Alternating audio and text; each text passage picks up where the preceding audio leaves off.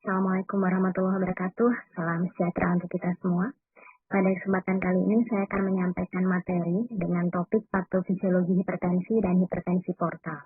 Jadi untuk materi ini merupakan salah satu topik yang akan diajarkan pada mata kuliah patofisiologi penyakit degeneratif. Tapi untuk materi hipertensi, saya rasa saudara semua juga sudah familiar dengan istilah hipertensi ya. Jadi hipertensi itu terdiri dari kata hiper dan tensi. Hiper itu adalah berlebih atau tinggi, tensi itu adalah tekanan darah. Jadi kalau kita artikan hipertensi artinya tekanan darahnya tinggi atau lebih dari normal ya. Kemudian untuk yang hipertensi portal ini artinya hipertensi atau tekanan darah tinggi yang terjadi di pembuluh darah vena porta.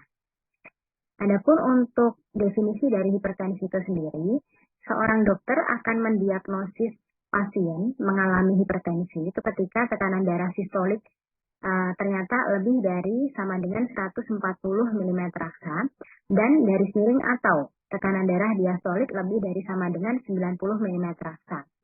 Di sini ada kata-kata dan garis miring atau ya, artinya salah satu dari sistolik atau diastolik memenuhi syarat ini sudah bisa disebut hipertensi.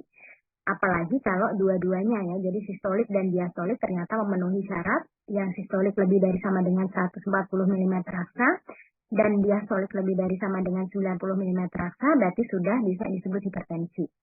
Sebagai contoh, misalkan sistoliknya 130 mm raksa, kan berarti belum ya, karena di sini syaratnya kan masih 140 minimal. Tapi diastoliknya sudah 90. Jadi misalkan ada tekanan darah 130 per 90 mm raksa.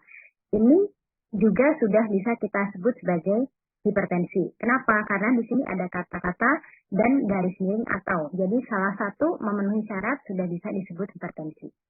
Contoh yang lainnya, misalkan tekanan darah sistoliknya 140 dan diastoliknya adalah 80. Jadi sistoliknya memenuhi tapi diastoliknya belum. Nah, meskipun diastoliknya belum, tapi ini sudah bisa kita kategorikan sebagai hipertensi karena ada dan garis miring atau. Nah, terlebih lagi ketika dua-duanya, misalkan ada tekanan darah 140 per 90 mm raksa, berarti sudah jelas pasien tersebut akan ditegakkan diagnosis hipertensi.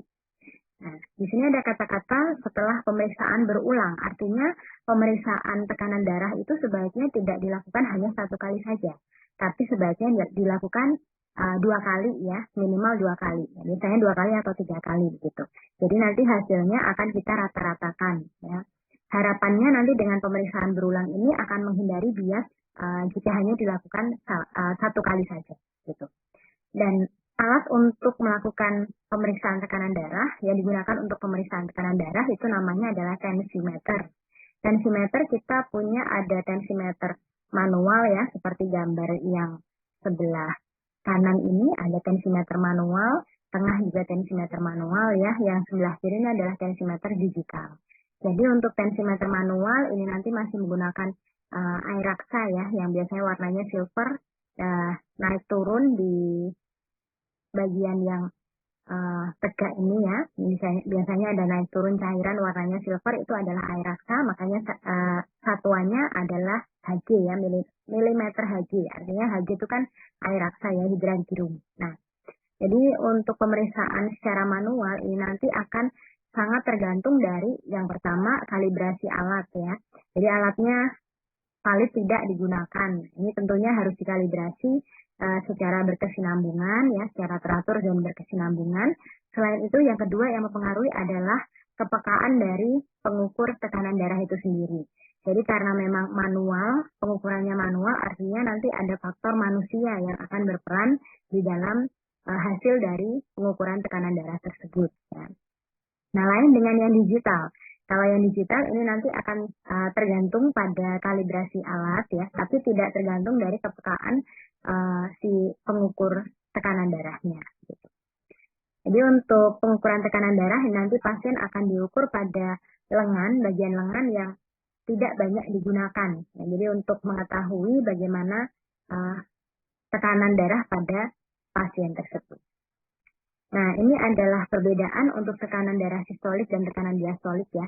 Jadi untuk tekanan darah itu memang hasilnya adalah tekanan sistolik per tekanan diastolik.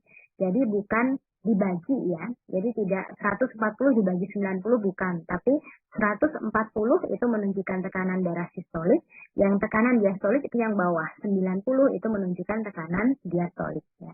Jadi kalau kita lihat dari gambar ini adalah gambar jantung. Jantung punya 4 ruangan ya. Jadi yang ruangan sebelah atas ini namanya adalah atrium. Atrium kanan ini yang berwarna biru yang sebelah atas. Kemudian yang bawahnya yang berwarna biru ini namanya ventricle, ya, ventricle kanan. Yang sebelah kiri ini yang berwarna merah. Yang atas ini adalah atrium kiri dan yang bawah ini adalah ventricle kiri. Demikian juga untuk gambar yang sebelah kanan ya. Nah, jadi untuk yang berwarna biru ini menggambarkan bahwa ruangan tersebut berisi darah yang kaya akan karbon dioksida. Sedangkan yang ruangan berwarna merah ini adalah ruangan yang menampung darah yang kaya akan oksigen gitu. Jadi kalau kita mengingat dulu pelajaran ya waktu SMA, jadi ada aliran darah besar gitu ya. Kemudian juga ada aliran darah kecil ya, peredaran darah besar, peredaran darah kecil begitu. Peredaran darah besar dimulai dari pemompaan dari ventrikel kiri, ini nanti akan dipompa melalui aorta ke seluruh tubuh ya. Kemudian akan mengalir ke arteri, kemudian arteriola, kapiler, kembalinya ke pembuluh darah vena dan pembuluh darah vena cava, baik itu cava inferior maupun vena cava superior ya. Kemudian akan berakhir masuk ke jantung kembali melalui atrium kanan. Nah, jadi di atrium kanan ini membawa darah yang kaya akan karbon dioksida karena habis beredar di seluruh tubuh gitu ya. Nah, nanti darah dari atrium kanan ini nanti akan masuk ke ventrikel kanan. Dari ventrikel kanan ini akan melalui proses peredaran darah kecil, yakni dipompa menuju ke paru-paru untuk ditukar. Darah yang kaya akan karbon dioksida nanti akan ditukar dengan oksigen. Jadi dari paru-paru nanti akan masuk kembali melalui vena pulmonalis ya. Nanti akan masuk ke atrium kiri yang jadi di atrium kiri ini akan digambarkan dengan warna merah karena dia kaya akan oksigen. Yang artinya nanti akan siap diedarkan lagi ke seluruh tubuh oleh oleh ventrikel kiri gitu. Nah, adapun untuk perbedaan dari sistolik dan diastolik, jadi kalau kita lihat gambar jantung pada saat sistolik ini jantungnya mengkerut ya. Artinya di sini ada panah warna hijau ya. Artinya jantungnya pada saat itu berkontraksi maksimal gitu. Jadi yang terjadi pada saat sistolik, tekanan darah sistolik ini adalah kedua ventrikel memompa darah. Jadi kedua ventrikel berkontraksi untuk memompa darah, sama-sama memompa darah. Yang ventrikel kiri memompa darah ke seluruh tubuh, yang ventrikel kanan memompa darah ke paru-paru, gitu ya. Nah, yang terjadi pada saat diastolik di sini kalau kita lihat gambar jantungnya menggembung ya, artinya diastolik ini terjadi pada saat jantungnya relaksasi. Nah, jadi tidak berkontraksi begitu. Jadi jantungnya pada saat diastolik ini istirahat. Nah, apa yang terjadi pada saat diastolik? Kalau kita lihat tanda panah ini artinya ventrikel tidak sedang memompa darah. Ya, artinya nanti aliran darah hanya sedang turun saja dari atrium turun ke ventrikel. Ya. Kalau kita lihat di sini yang atrium kanan, darah dari atrium kanan akan turun ke ventrikel kanan, sedangkan yang warnanya merah ini darah dari atrium kiri akan turun ke ventrikel kiri, begitu saja. Jadi pada kondisi tersebut nanti tekanan darah akan minimal, ya artinya tidak sedang berkontraksi maksimal ya. Jadi itu adalah tekanan darah diastolik. Jadi kalau kita melihat gambar ini artinya sistolik akan selalu lebih tinggi hasilnya daripada diastolik. Ya, jadi tekanan darah itu nggak mungkin terbalik. Nggak ada tekanan darah 90/140 itu nggak pernah ada. Ya, jadi sistolik itu jelas akan lebih tinggi daripada tekanan darah diastolik. Gitu. Nah, apa penyebab dari hipertensi? Kalau kita lihat dari slide ini ya, jadi penyebab hipertensi ada riwayat pribadi yang disebabkan oleh dirinya sendiri ya, diri tubuh pasien itu sendiri, dan ada riwayat keluarga. Ini artinya kita bisa melihat bahwa hipertensi juga menjadi penyakit turunan ya, atau penyakit degeneratif ya. Jadi kalau kita melihat riwayat keluarga itu artinya tidak hanya kita lihat dari kedua orang tuanya saja, tapi juga ke silsilah yang di atasnya ya. Jadi simbahnya kakek neneknya, buyutnya ya. Mungkin bisa terlihat dari keluarga yang tidak inti, misalkan paman, bibi ya, atau saudara sepupu begitu. Apakah ada yang menderita penyakit yang sama, misalkan hipertensi atau penyakit kardiovaskuler ya, ini ada penyakit jantung pembuluh darah, cardiovascular disease ya, CVD. Kemudian ada hiperkolesterolemia, jadi hiper itu tinggi, kolesterol itu kolesterol, N itu darah ya, jadi tingginya kadar kolesterol di dalam darah gitu artinya. Kemudian ada diabetes. Nah artinya nanti kalau ada keluarga dengan riwayat penyakit seperti ini akan memberikan resiko seorang individu untuk juga menderita hipertensi gitu. Adapun untuk yang riwayat pribadi ini artinya disebabkan oleh tubuhnya sendiri ya. Ada penyebab primer dan sekunder. Penyebab primer ini artinya hipertensinya tidak disebabkan oleh penyakit yang lain. Sedangkan kalau hipertensinya sekunder ini artinya disebabkan oleh penyakit yang lainnya terlebih dahulu gitu. Ini untuk penyebab primer ini misalkan status merokok ya. Jadi hipertensinya disebabkan karena kebiasaan merokok yang terlalu sering. Nah, atau karena diet misalkan terlalu banyak konsumsi natrium ya, suka makan makanan yang asin, memiliki kebiasaan makan makanan yang asin, memiliki kebiasaan makanan-makanan yang berlemak, kolesterol begitu ya, itu termasuk dari faktor diet. Kemudian asupan alkohol ini juga mempengaruhi, nanti bisa menyebabkan hipertensi. Aktivitas fisik yang kurang juga bisa berisiko menyebabkan hipertensi. Kemudian aspek psikososial ini termasuk ada faktor psikis ya, mudah stres ya, apa-apa ada masalah sedikit dipikir ya terlalu berat itu nanti bisa berisiko menyebabkan hipertensi dan juga riwayat depresi ya. Jadi ini adalah faktor-faktor primer, artinya hipertensinya itu nanti akan bisa tertangani ketika faktor-faktor yang tercantum di penyebab primer ini nanti tertangani gitu. Tapi lain dengan yang hipertensi sekunder. Kalau hipertensi sekunder ini artinya hipertensi itu sebagai akibat atau sebagai komplikasi gitu ya dari penyakit yang diderita lebih dulu. Ya, misalkan ada infak miokard atau serangan jantung ya, ada gagal jantung, ini juga bisa menyebabkan hipertensi. Stroke ini juga bisa menyebabkan hipertensi atau sebaliknya ya. Kemudian juga serangan iskemik, ada diabetes, ini juga bisa menyebabkan hipertensi. Dislipidemia di situ salah ya, lipid itu lipid atau lemak ya, M-nya itu darah. Jadi kesalahan proporsi lipid di dalam darah ya. Jadi harusnya HDL-nya yang tinggi, kemudian ada VLDL, LDL, kolesterol, trigliserid justru harusnya rendah ya, tapi bisa jadi ada terjadi sebaliknya gitu. Jadi HDL-nya justru rendah dan yang lainnya meningkat. Nah itu berarti ada terjadi dislipidemia. Atau bahkan ada penyakit ginjal kronis ya. Jadi kalau penyakit ginjal kronis diderita oleh seseorang, maka ini nantinya jelas akan mengarah ke hipertensi. Karena kontrol dari tekanan darah itu ada di ginjal. Gitu. Nah ini untuk faktor resiko kardiovaskuler tambahan ya pada lebih dari 50% pasien hipertensi. Jadi nanti ada resiko komplikasi gitu ya. Dengan diabetes, dengan gangguan lipid ya, nanti terjadi dislipidemia, ini tadi sudah saya jelaskan.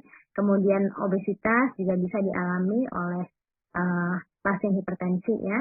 Kemudian ada hiperurisemia, ini juga bisa menjadi resiko jadi dari penyakit kardiovaskuler pada pasien hipertensi ya. Jadi hiper itu artinya tinggi, urisemia itu adalah asam urat ya, asam urat di dalam darah. Jadi kadar asam uratnya tinggi di dalam darah biasanya karena pasiennya terlalu banyak mengonsumsi sumber purin. Ya. Jadi purin itu nanti kalau dikonsumsi misalkan dari jeroan itu sumber purin ya, jeroan seperti isobabat itu ya, ada melinjo, emping melinjo itu juga nanti akan tinggi sekali purinnya, termasuk juga tempe ya. Jadi nanti kalau dikonsumsi dalam jumlah yang banyak, purin itu nanti akan dimetabolisme dengan hasil akhirnya adalah asam urat begitu. Jadi nanti asam urat akan menumpuk di dalam tubuh dan ini juga bisa terjadi atau bisa terlihat juga ketika pasiennya mengalami dehidrasi, itu juga nanti kadar asam urat bisa menjadi lebih tinggi ya, lebih tinggi daripada normal karena asam urat ini kan harusnya bisa dibuang gitu lewat urin, tapi ketika ternyata kadar cairan di dalam tubuh kita, di dalam tubuh pasien tersebut ternyata rendah, volume darahnya berkurang begitu, maka kadar asam urat akan menjadi meningkat gitu. Jadi hiperurisemia ini ada banyak faktor, di samping konsumsi purin juga nanti akan bisa disebabkan oleh dehidrasi.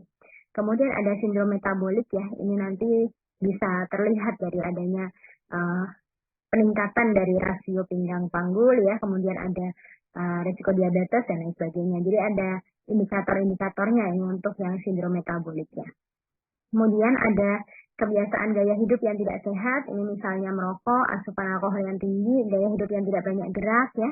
Jadi ini juga nanti akan bisa meningkatkan resiko penyakit kardiovaskuler pada pasien hipertensi gitu. Jadi adanya satu atau lebih faktor resiko kardiovaskuler tambahan secara proporsional nanti akan meningkatkan resiko penyakit koroner ya, cerebrovaskuler. Jadi ada gangguan di otak dan pembuluh darah di kepala gitu ya, di otak, dan ginjal pada pasien hipertensi. Untuk komplikasi hipertensi itu sendiri nanti bisa menyebabkan serangan jantung atau stroke ya. Jadi kalau ternyata hipertensinya terjadi di daerah kepala, terutama di pembuluh darah otak ya. Pembuluh darah otak itu kan pembuluh darahnya kapiler ya, halus sekali gitu. Jadi kalau ternyata terjadi hipertensi di pembuluh darah kapiler, otomatis nanti pembuluh darah kapilernya bisa tersumbat gitu ya, atau bahkan pecah ya. Jadi kalau tersumbat itu nanti akan bisa menyebabkan stroke yang non hemoragik. Tapi kalau sampai pembuluh darah kapilernya di otak pecah, maka akan menyebabkan stroke non hemoragik gitu. Stroke hemoragik ya kalau ada perdarahan gitu. Jadi kalau pembuluh darah kapilernya sampai pecah, maka akan terjadi perdarahan, akan terjadi stroke hemoragik. Kemudian serangan jantung juga bisa terjadi ya kalau ada hipertensi, karena nantinya untuk jantung ini kan sebagai penanggung jawab untuk memompa darah ke seluruh tubuhnya. Artinya kalau ada sumbatan di pembuluh darah, di arteri, baik itu di arteri maupun di pembuluh darah kapiler, maka jantung akan bekerja lebih keras gitu ya. Jadi nanti jantung akan bisa terkena serangan jantung gitu. Aneurisma juga bisa terjadi. Ini adalah pelebaran abnormal pada arteri ya. Jadi arteri itu kan pembuluh yang mengalirkan darah menuju ke seluruh tubuh atau ke paru-paru. Jadi yang mengalirkan darah dari jantung ya, arahnya dari jantung, keluar dari jantung, masuk ke seluruh tubuh atau ke arah paru-paru. Nah itu adalah arteri. Jadi nanti akan urut ya, keluar dari jantung itu kan ada aorta. Jadi arteri yang paling besar itu namanya aorta di tubuh kita, itu nempel di jantung ya. Nanti dari aorta akan mengalir ke pembuluh yang lebih kecil lagi namanya arteri, kemudian ke arteriola, nanti ke pembuluh darah kapiler gitu ya, yang paling tipis namanya pembuluh darah kapiler. Lokasinya jauh dari tubuh ya, biasanya di daerah tangan, kemudian di daerah kaki, ya itu juga kapiler, di kepala itu juga kapiler semua ya. Jadi nanti setelah dari pembuluh darah kapiler itu akan kembalinya ke jantung melalui pembuluh darah namanya vena gitu. Jadi ada vena, venula, vena, kemudian vena cava ya. Vena cava ada dua, vena cava inferior itu yang dari aliran bawah ya, vena cava superior itu yang dari aliran atas gitu. Nah, aneurisma ini adalah pelebaran abnormal pada arteri, ya artinya nanti arterinya bisa melebar ya, karena tekanan darahnya tinggi, jadi arterinya bisa melebar gitu, bisa membesar ya, maksudnya mengendur gitu ya, jadi ada pelebaran yang tidak normal gitu pada arterinya ya, karena tekanan yang besar itu tadi. Kemudian ada kerusakan pembuluh darah kapiler, jadi pembuluh darah kapiler yang posisinya paling jauh dari jantung, tadi yang tipis-tipis ya, nanti bisa tersumbat atau bahkan bisa pecah ya. Seperti yang tadi saya sampaikan pada saat penjelasan yang atas ini. Kemudian sindroma metabolik ini akan terlihat dari adanya peningkatan dari lingkar pinggang ya, artinya nanti kalau kita ukur untuk rasio lingkar pinggang panggul akan meningkat. Seharusnya untuk rasio lingkar pinggang panggul itu kan kalau pada perempuan harus kurang dari 0,85 ya, biar tidak disebut obesitas gitu ya. Sedangkan yang laki-laki kurang dari 0,95 gitu. Tapi terjadi sindroma metabolik ini nanti akan terlihat dari rasio lingkar pinggang panggulnya akan meningkat lebih dari yang 0,85 pada perempuan dan lebih dari 0,95 pada laki-laki ya. Kemudian ada dislipidemia, di situ salah, lipid itu lemak ya, ini itu darah. Jadi ada kesalahan proporsi atau ketidaknormalan untuk proporsi dari lipid di darah itu tadi ya. Jadi yang HDL harusnya tinggi menjadi rendah, yang LDL yang harusnya rendah menjadi tinggi gitu ya, itu bisa terjadi pada saat ada dislipidemia. Dan juga bisa meningkat jadi S-nya ya, ini gula darah suatu. Artinya nanti bisa menjadi penanda pasien mengalami hiperglikemia. Gitu. Untuk pengobatan hipertensi sendiri ada angiotensin converting enzyme ya. Jadi ini adalah ACE inhibitor. Ini nanti akan menghambat dari di convertnya dari angiotensin 1 ke angiotensin 2 gitu ya. Nanti akan perannya di ginjal, dia bisa menurunkan tekanan darah. Kemudian kalsium channel blocker ini nanti untuk mencegah terjadinya arteriosklerosis ya. Jadi kalau untuk penumpukan lemak di dalam pembuluh darah arteri itu kan nanti akan terjadi arteriosklerosis. Jadi akan ada penyumbatan pembuluh darah karena adanya penumpukan lemak atau plak gitu ya. Nanti kalau ternyata ada kalsium juga tertumpuk di situ karena namanya darah kan juga bawa kalsium, salah satunya kalsiumnya. Nanti bisa tertumpuk di situ, otomatis arteri akan bisa mengeras gitu ya. Jadi kita diberikan oleh dokternya obat-obatan jenis kalsium channel blocker ini untuk menghadirkan arteri. Jadi harapannya arterinya tidak mengeras dan tidak terjadi arteriosklerosis. Kemudian obat diuretik ini juga bisa diberikan ya. Jadi diuretik itu obat yang untuk mengeluarkan urin lebih banyak. Jadi harapannya nanti balance cairan akan negatif gitu ya. Jadi diuretik ini akan diberikan jika pasiennya mengalami penumpukan cairan atau yang kita kenal sebagai udin. Nanti akan diberikan diuretik supaya cairan yang keluar dari tubuh dalam bentuk urin itu lebih tinggi daripada cairan yang dikonsumsi dalam bentuk minuman atau makanan yang misalkan sayur berkuah itu kan ada cairannya juga ya, nanti harapannya yang dikeluarkan melalui urin lebih banyak daripada intake-nya. Nah, diuretik ini ada dua macam ya, yang straight kalium atau yang hemat kalium, tapi ada juga yang boros kalium ya, jadi kaliumnya terbuang banyak juga ada ya. Jadi kalau yang seperti furosemid itu yang tipe yang boros kalium ya, jadi harus kita gantikan kaliumnya dari makanan gitu. Tapi kalau ada juga yang tipe seperti spironolactone itu diuretik juga, tapi dia lebih hemat kalium ya dibandingkan yang furosemid gitu. Untuk beta blocker ini nanti fungsinya adalah untuk memperlambat detak jantung ya. Tapi untuk penghentian konsumsi obat ini harus hati-hati ya, karena nanti bisa menyebabkan angina pektoris kalau penghentiannya dilakukan secara tiba-tiba. Gitu. Nah, kemudian ada juga alpha blocker ini untuk melemahkan pembuluh darahnya. Artinya untuk pengobatan hipertensi yang ada di slide ini adalah jenis obatnya ya, bukan merek. Jadi nanti saudara harus bisa mengenal gitu merek-merek apa yang ada digunakan untuk mengobati hipertensi pada seorang pasien gitu ya. Kita sebagai ahli gizi memang tidak berperan ya, tidak ada peran kita untuk pemberian obat kepada pasien.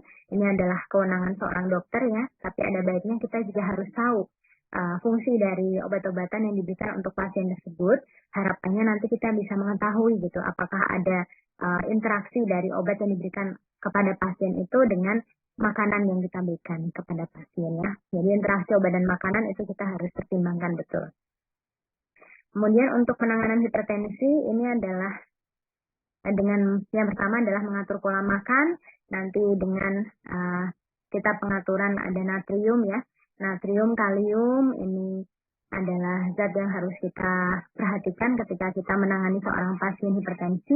Natrium itu kalau pasien belum tentu mereka tahu ya sumber natrium dari mana saja gitu. Kadang ada yang taunya sumber natrium itu hanya dari garam dapur saja. Padahal namanya natrium itu kan juga dari sumber yang lain ya. Misalkan ada makanan awetan, makanan yang instan ya, misalkan ada mie instan atau makanan yang kaleng ya, biskuit kaleng itu juga tinggi sekali natriumnya. Kemudian ada ikan asin ya, ada telur asin ya, pokoknya yang asin-asin itu jelas nanti natriumnya tinggi.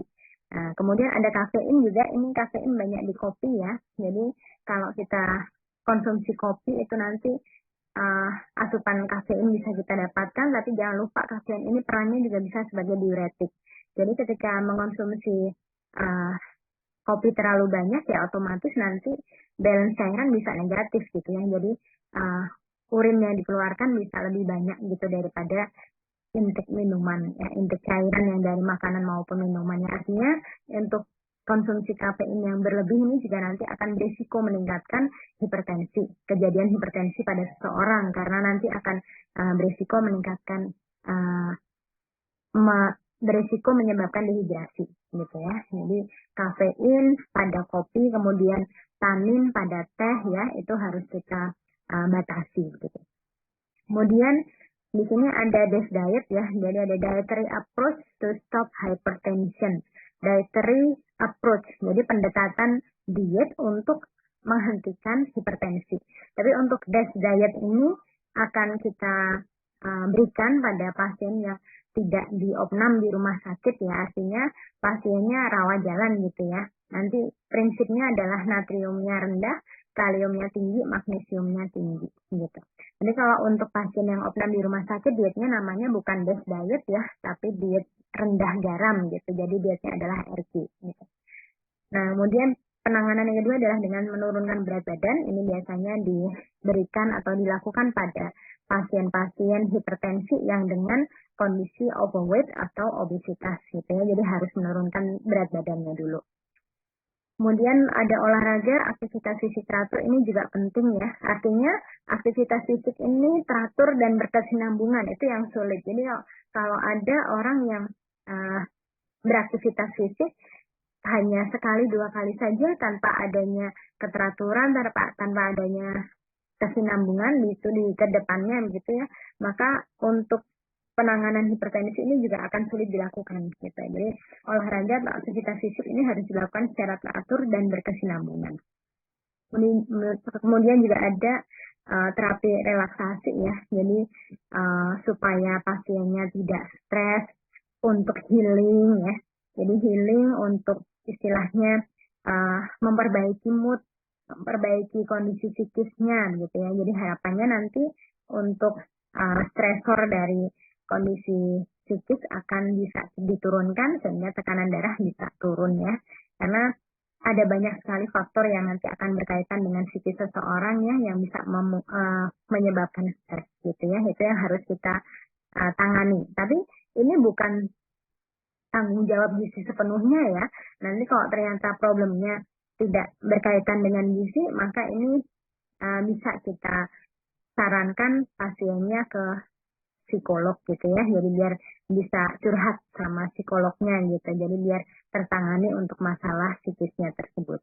Kemudian ada hindari minuman keras, ini juga harus dilakukan apabila si penderita hipertensi ternyata mempunyai kebiasaan mengkonsumsi minuman keras dan juga rokok gitu ya. Jadi kita harus mengetahui dulu hipertensinya disebabkan oleh apa. Jadi yang kita tembak atau kita tangani itu adalah penyebabnya ya, jadi etiologinya itu bukan problem utamanya hipertensinya bukan, tapi etiologinya yang harus kita tangani. Nanti dengan menangani etiologi atau penyebabnya otomatis hipertensinya akan bisa tertangani dengan sendirinya gitu. Nah, adapun untuk hipertensi portal ya, jadi tadi di awal saya sudah sampaikan bahwa hipertensi portal ini adalah hipertensi atau tekanan darah tinggi yang terjadi di pembuluh darah vena porta. Ya, jadi vena porta itu adalah pembuluh darah vena yang mengalirkan darah dari organ sistem pencernaan. Jadi mulai dari esofagus ya, mulai dari esofagus nanti turun ke bawah gitu ya, menuju ke usus, kemudian ada pankreas, limfe, dan juga hepar. Jadi muaranya itu nanti akan di hepar gitu ya. Di hati, di sini saya tuliskan hati ya. Jadi di hepar, di hati ini namanya adalah vena porta hepatica yang berasal dari kata hepar ya. Artinya nanti darah yang mengalir ke vena porta hepatica itu sudah dari aliran atas ya, sudah dari aliran esofagus ke bawah gitu. Nah, hipertensi portal ini merupakan salah satu komplikasi paling umum dari sirosis hati ya. Jadi mungkin saudara juga perlu memahami juga begitu ya ketika hepar atau hati itu mengalami infeksi. Misalkan ada kasus hepatitis gitu ya, hepatitis kronik yang dari tipe hepatitis B atau hepatitis C ya, itu nanti kan akan bisa mengarah ke sirosis hati ya. Jadi sirosis hati itu gambarannya sudah sel-sel hatinya sudah banyak yang rusak, sudah timbul jaringan parut ya. Ibaratnya kalau kita melihat hati yang masih bagus kan masih mulus bagus gitu ya, tapi kalau sudah sirosis hati ini sudah ada timbul banyak jaringan parutnya, sehingga nanti aliran darah yang melalui hati atau hepar ini akan terhambat gitu oleh jaringan parut yang terbentuk itu tadi. Jadi tekanan darah nanti akan meningkat di vena porta hepatica itu, dan otomatis nanti ketika tekanan darahnya meningkat sedangkan pembuluh darahnya tersumbat, otomatis kan darah akan membuat jalan baru gitu ya. Jadi ibaratnya kalau kita lewat di sebuah gang gitu ya, ternyata gangnya buntu, kan otomatis kita akan mencari jalan tikus yang lain gitu ya untuk bisa mencapai ke tujuan kita. Nah, jadi darah juga begitu. Darah nanti akan membuat jalan baru menuju ke jantung ya, sehingga nanti untuk pembuluh darah yang baru yang terbentuk itu tadi akan menjadi terbuka. Jadi akan terlihat termasuk ini di sepanjang ujung kerongkongan bawah dan dinding di bawah lambung atas yang melewati heparnya. Jadi di bagian perut sebelah kanan itu kan bagian hepar ya. Kalau yang sebelah kiri kan lambung ya. Tapi perut sebelah kanan itu kan ada hepar di situ. Nanti akan terlihat muncul seperti varises ya. Varises muncul di situ, semacam varises begitu muncul di situ, bentuknya seperti jaring laba-laba. Ya, jadi disebutnya biasanya adalah spider neci atau spider angioma. Ya. Jadi ini bisa terbentuk karena memang darah membuat jalan baru menuju jantung karena pembuluh darah vena porta hepatica tadi tersumbat gitu ya. Jadi nanti akan terlihat dari tanda fisik di perut bagian sebelah kanan akan terlihat seperti jaring laba-laba, varises bentuknya seperti jaring laba-laba gitu. Nah, ini penyebab hipertensi portal ya, jadi ada alkohol, konsumsi alkohol, kemudian ada atresia biliaris, ada atresia vena porta congenital. Jadi atresia biliaris ini adalah empedunya tersumbat gitu ya. Jadi saluran empedunya itu tersumbat. Jadi nggak ada pintunya gitu untuk mengeluarkan cairan empedu ya. Otomatis nanti akan terjadi hipertensi di situ untuk supaya bisa terbuka ya. Jadi pintunya supaya bisa terbuka, nanti tekanannya akan meningkat gitu. Termasuk juga vena portanya ini tersumbat ya dari lahir. Congenital kan dari lahir, artinya kondisi sudah dari lahir itu dengan vena portanya ada sumbatan ya, sehingga ini mau nggak mau harus dilakukan tindakan operasi gitu. Kemudian ada fibrosis kistik, ada semacam kista ya, ada tumor gitu, juga bisa menyebabkan hipertensi portal. Kemudian perlemakan hati juga bisa menyebabkan hipertensi portal. Artinya untuk konsumsi makanan itu kan memang harus sesuai kebutuhan ya, baik itu karbohidrat, protein maupun lemak. Jadi kalau konsumsi lemaknya berlebihan ya nanti akan berisiko menyebabkan penumpukan lemak ya, terutama di dalam hepar. Karena hepar itu kan dia sebagai pusat metabolisme dari zat gizi ya, baik itu zat gizi makro maupun mikro gitu. Jadi nanti akan numpuk di hepar dan akan menyebabkan peningkatan tekanan darah. Kemudian juga ada trombosis vena hepatik ya, jadi ada trombosis, ada bleeding, begitu, ada pendarahan di vena di hepar itu tadi ya, sehingga nanti bisa menyebabkan hipertensi. Infeksi hepatitis B dan C ini merupakan hepatitis yang kronis ya. Jadi virus hepatitis yang kronis lain dengan hepatitis A. Kalau hepatitis A kan akut ya, jadi bisa sembuh begitu, bisa sembuh sempurna. Tapi kalau hepatitis B dan C ini nggak bisa. Jadi sifatnya kronis. Jadi kalau ada virus hepatitis B dan C sudah berarti nanti akan bertahan terus di situ ya, HbA1-nya akan positif sehingga nanti pasien akan tujuan kita memberikan diet adalah untuk mempertahankan fungsi hati, jangan sampai langsung anjlok ke sirosis hati gitu ya. Jadi harapannya untuk bisa mempertahankan fungsi hati yang masih tersisa gitu. Kemudian ada trombosis vena cava inferior ya. Jadi ini ada trombosis atau pendarahan gitu ya di vena cava yang bawah, yang dari aliran bawah ya, dari aliran termasuk hepar itu tadi kan termasuk nanti masuknya ke vena cava inferior ya. Jadi ada trombosis di situ sehingga tekanan darah akan bisa meningkat. Dan juga infeksi parasit ya, ini juga nanti bisa meningkatkan tekanan darah. Adapun untuk tanda dan gejala hipertensi portal, ini ada asites ya, ada udim atau penumpukan cairan di bagian perut, kemudian ensefalopati juga bisa terjadi. Ini ensefalus itu kan otak ya, jadi sel-sel otaknya ada kematian gitu, ada kematian sel-sel dan jaringan otak. Kemudian ada trombositopenia, ini adalah kadar trombositnya rendah ya. Ini kadar trombositnya kurang dari normal, yang artinya nanti pasien akan berisiko mengalami bleeding atau berisiko mengalami pendarahan gitu ya. Karena peran dari trombosit itu kan untuk membantu gitu ya, membantu proses pembekuan darah. Ya, jadi kalau trombositnya rendah ya otomatis nanti akan bisa terjadi pendarahan di dalam tubuh pasien gitu. Meskipun pendarahan itu tidak selalu dalam bentuk keluar darah segar dari tubuh, tidak selalu seperti itu ya. Tapi seperti kasus misalkan ada total warna merah ya, seperti pada kasus demam berdarah itu kan juga nanti ada pendarahan di dalam tubuh ya, tapi tidak selalu keluar dalam bentuk darah segar gitu. Seperti misalkan hematemesis atau melena gitu tidak selalu seperti itu ya. Kemudian pembesaran limfa ini juga bisa terjadi karena limfa tadi juga salah satu organ yang dilewatin oleh jalur vena porta ya. Jadi kalau tekanan darahnya ternyata meningkat ya otomatis nanti akan bisa terjadi pembesaran limfa. Nah, untuk penanganan dari hipertensi portal itu sendiri nanti bisa dengan melakukan tes fisik ya. Tadi sudah jelas di situ ada asites ya. Asites artinya perutnya membesar tapi isinya cairan. Jadi untuk memastikan isinya cairan kita harus melakukan piting udim ya. Piting udimnya positif atau negatif. Kalau piting udimnya positif artinya kalau dipencet gitu ya dekoknya lama gitu nggak balik-balik, nggak elastis baliknya untuk kulit di bagian perut ya, itu artinya piting udimnya positif. Nah, berarti dia asites ya. Jadi lain dengan kalau kita harus membedakan dengan udem yang sentral ya, yang gemuk sentral atau obesitas sentral itu kan isinya lemak ya. Jadi perutnya sama-sama besar tapi isinya lemak sama isinya cairan tuh beda. Caranya membedakan adalah dengan melakukan piting udem itu tadi ya. Jadi udem positif atau udem negatif gitu. Kemudian juga ada atau tidaknya yang spider nevi itu tadi yang kalau kita meraba bagian perut ternyata terlihat seperti varises di perut sebelah kanan ya, karena adanya darah yang mencari jalan baru menuju jantung itu tadi ya. Kemudian ada pemeriksaan gejala, misalkan ada mual, muntah, anoreksia, ada yang disebutkan di depan tadi ada ensefalopati, pembesaran limfa dan lain sebagainya ya.